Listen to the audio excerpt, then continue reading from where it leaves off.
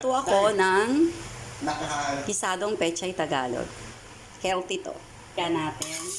Wala itong sahog, bawang lang. Ang sahog nito, isang itlog. Mix natin. Lalagay ko na itong stem ng pechay Tagalog kasi medyo matagal itong maluto. Mas matigas siya kaysa dun sa yung ating pampalasa ng konti, ang Knorr seasoning. Yung kanyang dahon.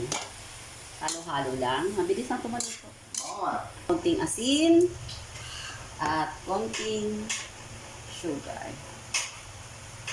Okay guys, tahan na natin yung aking pechay. Wala kaming ulam. Ito lang. Okay, luto na siya. Oh. Thank you for watching.